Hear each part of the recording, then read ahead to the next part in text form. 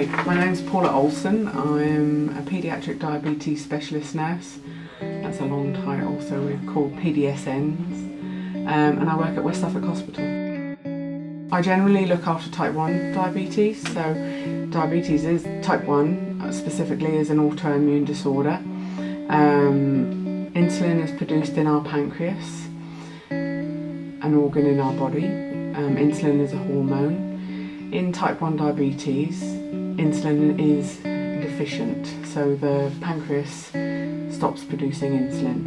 And we know that on diagnosis of young people with diabetes type 1, there's an antibody that's built up in our bodies and it destroys the beta cells of the pancreas which produce the insulin. So we know that that's what happens.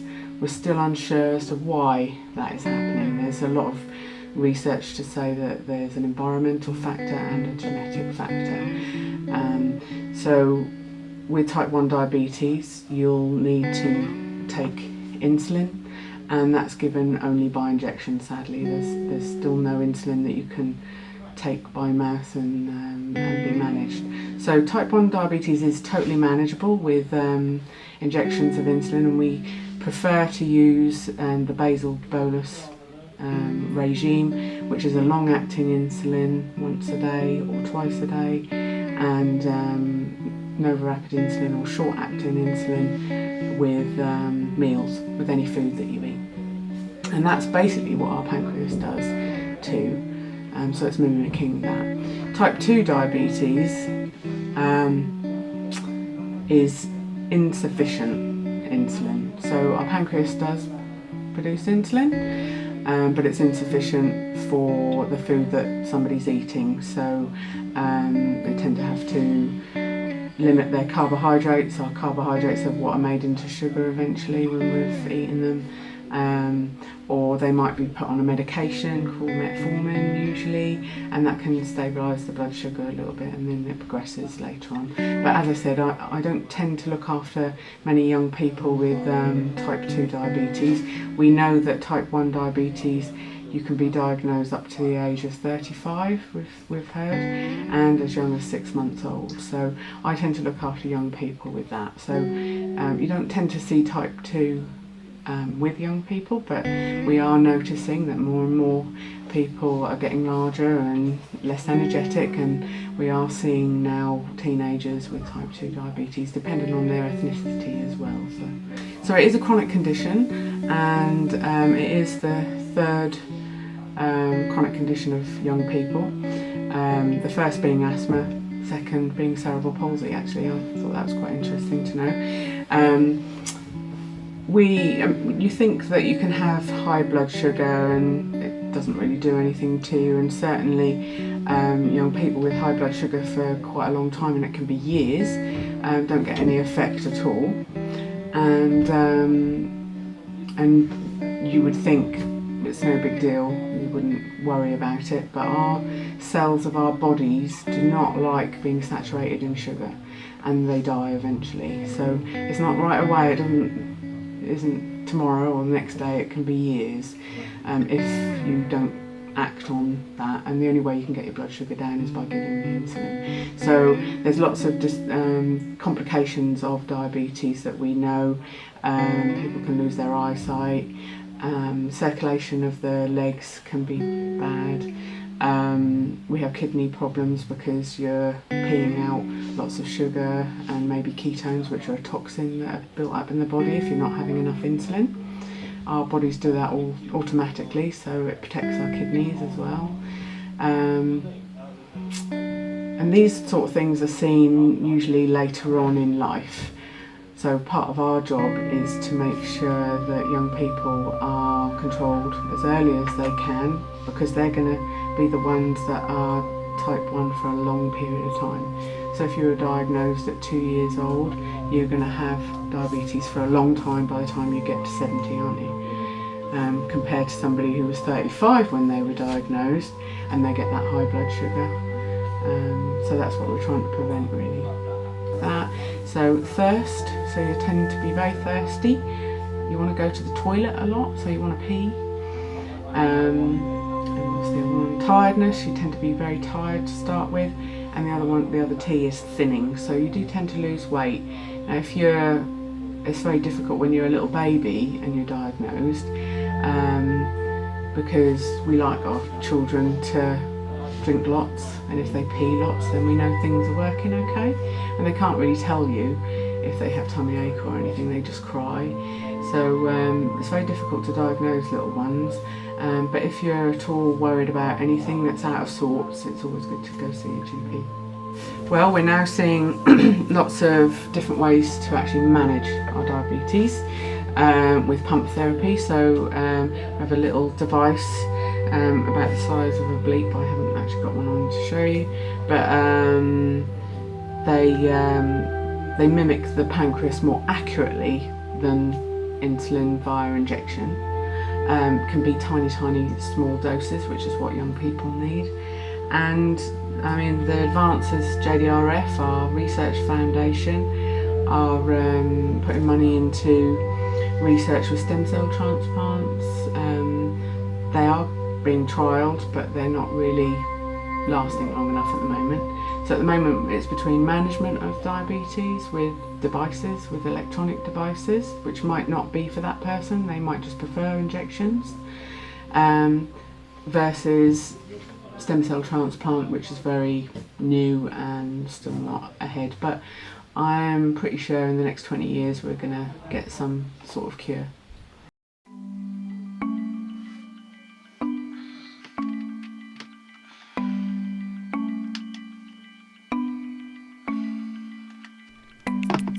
So typically I wake up at 6 in the morning, where I'd get ready,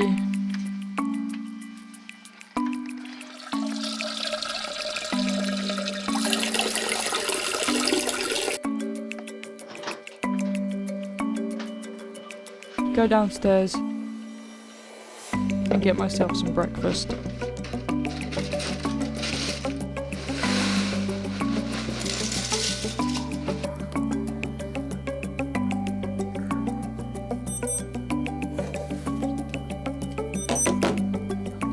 After eating my breakfast, I would check my blood sugar levels and give myself added insulin, as my body doesn't produce any insulin.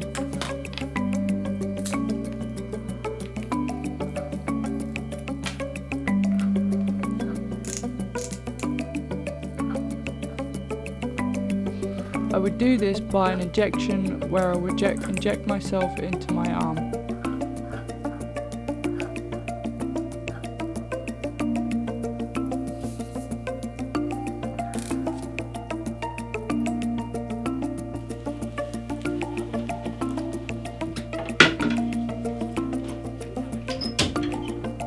After doing so, I would get ready, leave the house and head to college.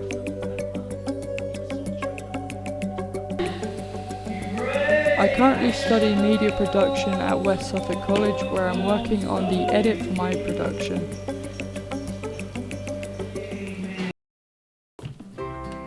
After a hard day of college, I would go home, check my blood sugar levels again, and take another injection.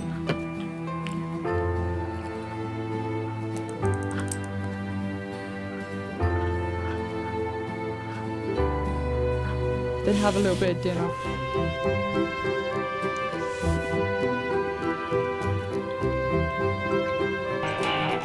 In my spare time, I would tend to play guitar. That's an old PSP. Yeah. I forgot they had these weird little cases.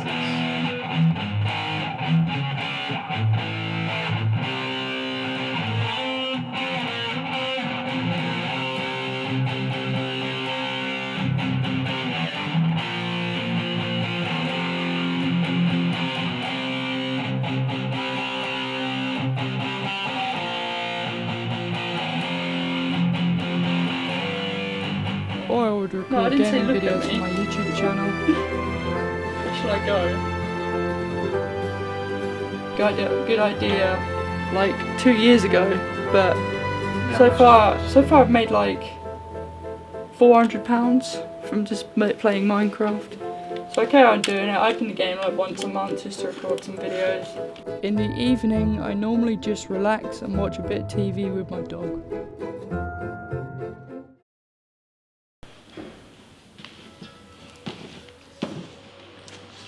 Okay, so I'm Brandon Ashton, I'm 20 and I have type 1 diabetes. My reaction to getting diabetes was quite a shock. I actually didn't know what it was until I was told what it was. I was told that I couldn't eat chocolate, so I was quite sad after that. My family's reaction, I don't actually know. I don't remember too well of how they acted and how they reacted to me getting diabetes. But I can imagine my mum was kind of a bit panicky about it because, you know, it's a new thing. I have to take injections every day, so it's kind of, they might not have known what it was. So. Okay, so my childhood with having diabetes, it was kind of hard because everyone around you is like eating sweets and chocolate and everything like that, things to do with a lot of sugar, and you couldn't really have it. I couldn't have it because it was just too, as diabetes has developed, it's changed a lot. Dealing with it in public situations, so when I'm going to the restaurant, you have to have your injection before you eat. I felt kind of nervous about doing it in public because sometimes people ask me questions and I start having a conversation, and it gets tedious sometimes because you're always answering the same questions all the time. So it's kind of like, I feel different to everyone else when I'm doing it in public. Coping with it, it's become part of my life now, so it gets, sometimes it's hard dealing with it every day, sometimes you just get on with it, which is, how I am now. Sometimes I feel kind of upset that I've still got it, but there's not a lot I can really do. Nowadays it's just, obviously, like I said, I just have to get on with it now, so it's, diabetes in the family. My grandma, it was diabetic. She had to control her diabetes by diet, and my sister is also diabetic. So my name's Tara Ashton, I'm 26 and I had gestational diabetes. I haven't got it now, basically. It was a bit of a shock. I didn't really expect it. I got a call the next day and went straight into hospital the next day and started the new diet. Coped quite well after that. They were a bit shocked at the same time, but seeing as we have diabetes in the family, we didn't worry about it too much because we had experience of it, and then we knew what diet would be best for it and carried on like that, so it wasn't too bad after all. It was quite difficult to start with because it was all new to me. It was a lot of learning about blood control, different foods that I was allowed. I also sort of made mistakes on the way of different foods that I realised I couldn't have, and but yeah, it wasn't too bad once I got the hang of it. I have now had my baby, so I've had blood tests and has the all clear from gestational diabetes. But it has changed my frame of mind, so I try not to eat like I was before I was diagnosed with it. Just trying to be a bit more careful because it definitely makes a difference to your health and overall thoughts with foods.